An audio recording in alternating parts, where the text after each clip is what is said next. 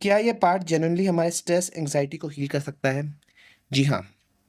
जब हम ललिता सहस्त्रनाम के पाठ को जेन्युइनली पूरी श्रद्धा भाव से करते हैं और विश्वास से करते हैं, तो ये और फिर से कहूँगा कि जब आप इस पाठ को कर रहे हैं, तो अपने सामने जल को रख के इस पाठ को कीजिए, क्योंकि जब आप इस जल को अपने सामने रख के इस पाठ को करते हैं, तो आप देखेंगे कि उस जल में बहुत ज़्यादा पॉज़िटिव वाइब्रेशंस आ जाती हैं, जिसे पीने से आपके काफ़ी सारे नेगेटिव ट्रेट्स हील होने शुरू हो जाते हैं।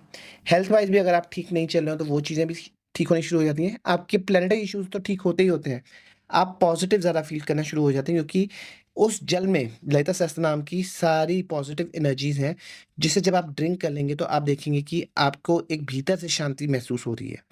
और इसीलिए इट इज़ ऑलवेज़ रिकमेंडेड कि जब आप ललिता सहस्त्रनाम का पाठ करें, तो जल रखें और उस जल को पी लीजिए, क्योंकि सत्संग में हमारे ये कहा जाता है कि वो जल, जल नहीं रहता, वो एक अमृत बन जाता है, जिससे आपकी कई बीमारियों का समाधान हो जाता है, कई समस्याओं का निदान हो जाता है। तो इसलिए जब आप इस पाठ को कर रहे हैं, तो आप रेगुलरली जल अपने सामने रखिए, देवी के सामने रखिए और उसके बाद इस पाठ को कीजिए, and you will be surprised कि देवी कितना ध्यान रख रही हैं आपका, और आपका स्ट्रेस, एंग्ज़ायटी, डर, भय सब दूर हो गए हैं।